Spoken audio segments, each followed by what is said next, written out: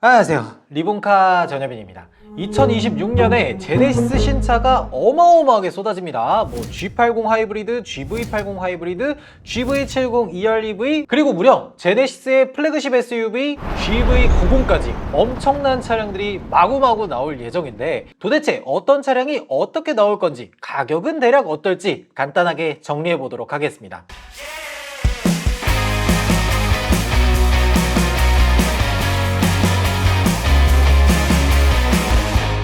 일단 첫 번째는 국내 생산의 최초 대형 럭셔리 SUV GV90입니다. 한국에서 이런 차가 생산된다고 하니까 정말 많은 기대를 모았던 차량이에요. 지난번에 부산 모터쇼 때도 네오룬 컨셉트카가 공개가 됐었죠. 솔직히 이때만 하더라도 이거 뭐 그냥 컨셉트카니까 코치도 넣고 뭐하고 뭐 다 했구나 했어요. 이게 양산에서도 그대로 적용된다는 게 정말 놀랍죠. 그리고 조금 더 충격적인 거는 GV90의 외관 모습이 지금 나와 있는 이 네오룬 컨셉카와 거의 그대로 나온다고 보시면 됩니다. 지금까지 나온 정보들을 좀 종합해서 보면 라이트 부분이 조금 다를 예정이에요. 현대차에서 사용하는 라이트는 총 4가지로 분류할 수가 있습니다. 할로겐 램프, MFR 방식의 반사식 LED 램프, 프로젝션 타입의 LED 램프, 그리고 마지막으로 제네시스 라인업에 들어가는 MLA가 있죠. 이 GV90에 들어가는 거는 MLA 방식의 헤드램프가 들어갈 텐데, 제네시스가 가지고 있었던 이 패밀리룩, 이 두 줄의 디자인을 완성시킬 수 있었던 게 바로 이 MLA 덕분이죠. 이 기술 덕분에 얇은 두 줄만 남기고 따로 헤드램프가 들어가야 되는 영역을 구성하지 않아도 된다는 점이 디자인적으로도 성능적으로도 만족스러운 평가를 받고 있어요. 그리고 G80, GV80 이럴 때만 하더라도 두 줄 디자인이 이렇게 나오고 나서 도대체 이걸 풀체인지하면 어떻게 바꾸려나 싶었거든요. 근데 이걸 새로운 방식으로 해석해냈습니다. 원래 제네시스 디자인을 보면은 위쪽으로는 두 줄 헤드램프, 아래쪽으로는 이렇게 오각형의 크레스트 그릴 이렇게 구성이 되어 있잖아요. 근데 이제는 전기차 시대로 넘어가면서 그릴의 존재가 그렇게 딱히 필요한 건 아니기 때문에 그릴은 모양만 내거나 액티브 그릴로 놔두고 크레스트 그릴의 형태를 두 줄의 DRL로 표현했어요. 이거 실제로 밤에 길에서 마주치면 꽤나 압도적인 존재감을 뿜어낼 것 같죠? 그리고 여기에는 클램쉘 후드 디자인도 포함될 예정이에요. 한 가지 조금 아쉬운 거는 현대차에서 공개적으로 자율주행과 관련된 소프트웨어는 27년도부터 테스트해서 28년도에 새롭게 나오는 차량들에 공식적으로 내놓는다고 하니까 아마 이 GV90에 들어가는 이런 ADAS나 스마트 크루즈 컨트롤과 같은 것들은 지금 현행으로 나오고 있는 HDA2의 뭐 차로 유지 보조 2 요 정도에서 크게 벗어나지 않은 기능들이 탑재될 걸로 보여요. 현대자동차에서 가지고 있는 모든 모델 가운데서 가장 비싼 차가 되고 플래그십을 담당하게 될 텐데, 새로운 기술이 적용되지 않는다는 건 조금 아쉽다는 생각이 들죠. 그리고 측면에서는 조금 더 중요한 게 있어요. 코치도어가 들어갑니다. 근데 모든 트림에 이 코치도어가 들어가는 건 아니고 럭셔리 모델, 그러니까 지금 GV80도 보면 일반 모델, 쿠페 모델, 블랙 모델 다 따로 있잖아요. 이것처럼 각각의 모델에 따로 나뉘게 될 것 같아요. 여튼 이게 좀 중요한 게 뭐냐면, 코치도어다 그래서 대부분 롤스로이스를 많이 떠올리시는 것 같은데, 근본적으로 롤스로이스랑은 다른 방식의 코치도어입니다. 고스트나 컬리넌 같은 차량들 문 열릴 때 보면 B필러가 들어가 있잖아요. 근데 네오루는 B필러가 없습니다. 이거는 코리아카 블로그에서 공개한 스파이샷인데, 여기 자세히 보면은 B필러가 없습니다. 그래서 1열 도어의 끝부분, 2열 도어의 앞부분, 이 도어의 끝부분을 B필러처럼 활용할 수 있도록 굉장히 두껍게 작업을 한 것 같아요. 확실히 B필러가 없으면 뒷좌석에 탑승하거나 내릴 때 훨씬 편하겠죠. 그리고 이 코치도어를 완성시키기 위해서 자동문이 들어갈 겁니다. 닫는 거는 무조건 들어갈 거고 열리는 것까지 들어가겠죠. 굳이 G90처럼 반쪽짜리 자동문으로 만들진 않을 겁니다. 코치도어는 애초에 문을 여는 동작이 자동으로 되지 않으면 실내에서 문을 열 때 굉장히 불편해지거든요. 이 문이 열릴 때 도어의 힌지 부분이 B필러 쪽에 있는 게 아니라 내 바로 뒤, 힌지가 내 바로 왼쪽에 있기 때문에 이 문을 열려면 바깥에 손을 잡고 요렇게 열어야 됩니다. 그러면 내가 잡아야 되는 손잡이의 위치도 그렇고 손을 뻗어서 문을 여는 이 동작 자체가 굉장히 힘들어져요. 그렇게 되면 럭셔리 SUV에게 있어서 굉장히 불리한 조건으로 작용을 하기 때문에 코치도어가 적용된 GV90은 자동 개폐가 열리거나 닫히거나 하는 부분에서 모두 적용이 될 것 같고요. 이 코치도어가 적용이 되지 않는 일반 도어에 대해서는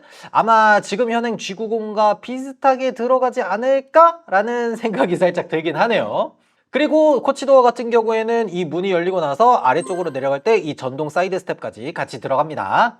도어는 이렇게 보면 될 것 같고, 휠 인치수는 일반 모델의 경우에 22인치 정도를 장착하고, 럭셔리 모델, 코치도어와 같은 모델에는 24인치 휠이 들어간다고 해요. 야, 24인치 휠이 들어간다고? 지금 GV80이나 이런 데서도 보면 22인치 휠이 들어갔을 때, 야, 휠이 진짜 어마어마하게 크다라는 생각이 드는데, 24인치는 정말 거대하겠네요. 제일 중요한 거는 에어 서스펜션이 들어간다는 거죠. 에어 서스펜션이 안 들어갈래야 안 들어갈 수가 없습니다. 기본적으로 GV90은 전기차 플랫폼 EM을 사용한다고 하잖아요. 그런데 이게 조금 문제가 되는 게 뭐냐면, 앞서 나왔던 아이오닉 9을 한번 참고를 해봐야 돼요. 왜 그러냐면, 지금 나오고 있는 이 아이오닉 9이 공차 중량 2.5톤에다가 110kWh 배터리 넣고 제가 서울, 부산을 뛰었을 때 주행 가는 거리가 500km까지는 안 되고 400km 후반대 정도였거든요. 근데 GV90은 이것보다 훨씬 길고 무거운데도 주행 가는 거리 500km를 해내겠다고 했어요. 그러면 제가 봤을 땐 아이오닉 9보다는 배터리가 조금 더 들어가야 될 것 같거든요. 여기에다가 뭐 에어 서스펜션, 후륜 조향, 각종 이런 기능들이 탑재가 되면 공차 중량이 2.8에서 2.9톤까지 올라갈 겁니다. 이렇게 무거운 차를 500km 이상 주행 가능하게 만들려면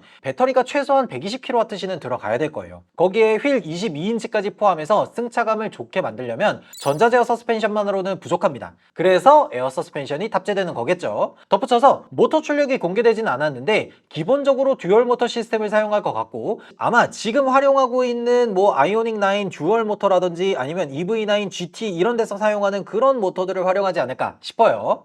후면부에서는 이렇게 두 줄 디자인이 들어가고 전체적으로 좀 유려한 느낌의 곡선 라인을 가지고 있어서 고급스럽게 정말 잘 뽑아냈습니다. 저는 개인적으로 이 GV90 디자인이 정말 마음에 드는 것 같더라고요. 마지막으로 실내 잠깐 보면 플레오스 시스템이 탑재될 예정인데, 정말 컨셉카처럼 앞유리를 다 가리는 형식으로 나오는 건 아니고, 스파이샷을 통해서 공개된 걸 보면 이 가로로 긴 비율처럼 보이는 디스플레이가 탑재된 걸 볼 수가 있어요. 가로 비율이 조금 많이 길어 보이는 느낌이 들죠? 제가 봤을 때 이거 16대 9 비율로 하게 되려면 지금보다 세로 비율이 조금 더 높아져야 되지 않을까라는 생각이 드는데, 그리고 그 왼쪽을 보면은 계기판이 없습니다. 솔직히 요즘 헤드업 디스플레이가 있는 차량들은 계기판 잘 안 보잖아요. 그래서 과감하게 삭제하고 헤드업 디스플레이를 좀 크게 만들어서 여기에 다양한 정보들이 들어갈 수 있게 그렇게 만든 것 같아요. 제일 중요한 건 가격이겠죠. 제네시스 GV90은 가장 기본 트림이라고 하더라도 1억은 넘어갈 거예요. 지금 G90의 기본 가격을 보면 9,760만 원입니다. 그럼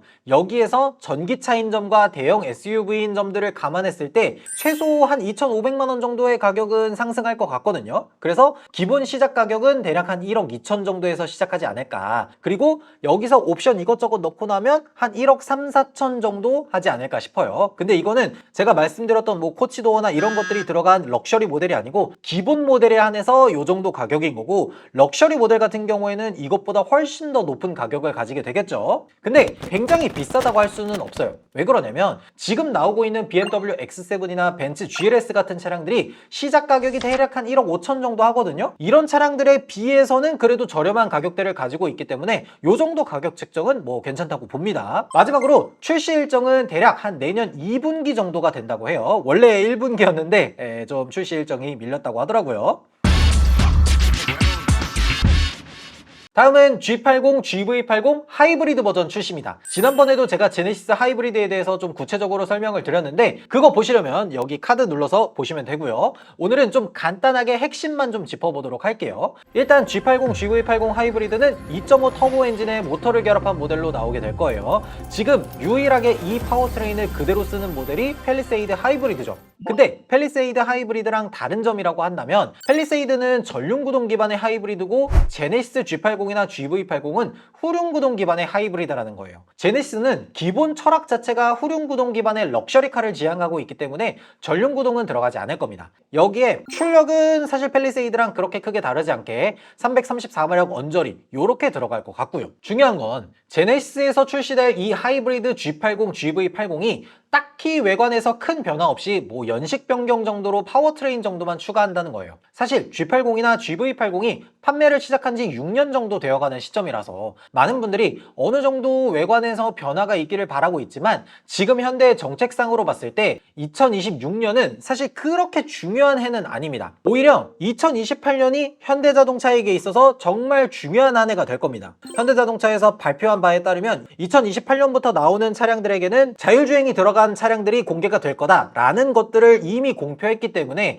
지금 나오고 있는 2026년형 모델들은 하이브리드 파워트레인 정도만 추가가 되는 거고 여기에 더해서 뭐 외관의 변화라든지 이런 것들은 굳이 하지 않는 것 같아요. 그래서 내년에 나오는 2026년 G80, GV80 하이브리드는 사실상 수명을 연장하는 정도의 파워트레인 모델들이 추가가 되는 거고 이후에 G80, GV80이 풀 체인지가 되는 때는 2028년 그때가 된다라고 보시면 될 것 같습니다. 그리고 G80, GV80이 풀 체인지 되는 2028년에는 지금 나오고 있는 현행 모델처럼 일반 내연기관으로 나오는 게 아니라 전기차와 EREV 이 두 가지 모델로 나올 거다라고 얘기를 하더라고요.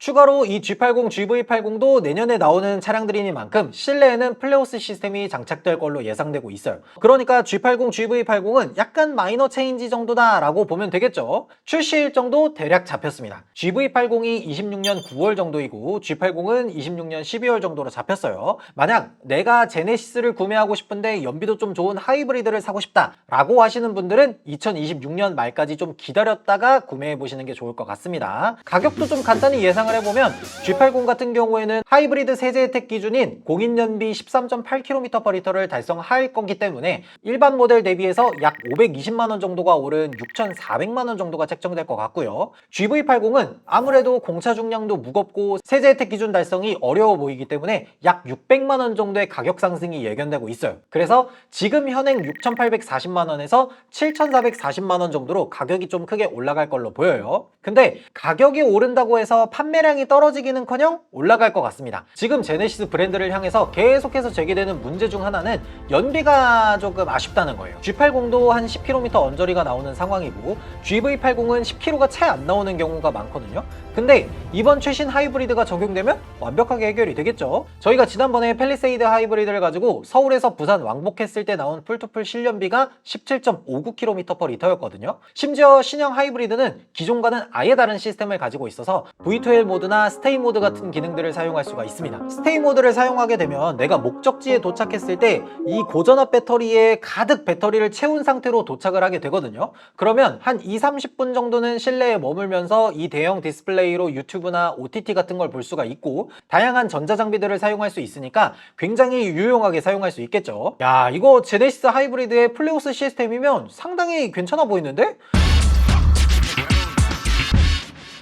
다음은 GV70입니다. GV70도 G80, GV80과 마찬가지로 하이브리드 시스템을 장착하고 2027년도에 출시 예정이에요. 또 다른 얘기로는 EREV로도 출시할 예정이라고 하거든요. 제네시스는 지금 당장은 일반 내연기관 그리고 전기차 이렇게 두 가지에다가 26년에서 28년까지는 하이브리드 모델까지 판매를 할 예정인데 그 이후의 전략에는 내연기관이 없습니다. 전기차 아니면 EREV 이 두 가지로만 판매를 할 계획이에요. 그래서 지금부터 테스트를 하는 모양인데 북미형으로 개발된 GV70 중에서 EREV 모델의 스파이샷이 발견됐습니다. 우리나라에 출시할 예정은 아니라서 자세히는 얘기 안 하겠지만 기본적으로는 전기차처럼 배터리를 충전해서 주행을 하다가 배터리를 다 쓰면 엔진을 돌려서 배터리를 충전하고 그걸로 주행하는 형태의 자동차예요. 아무래도 엔진, 모터, 배터리, 연료통 이런 것들이 다 들어가기 때문에 가격이 비싼 편이기는 하지만 전기차처럼 운행할 수 있으면서 전기차의 한계로 꼽혀왔던 짧게 느껴지던 주행 가능 거리가 뭐 900km나 1000km 이렇게 늘어나다 보니까 우리나라처럼 작은 땅을 가진 곳보다는 넓은 대륙을 가진 미국이나 중국 같은 나라에게 훨씬 잘 어울리는 차량이겠죠. 그래서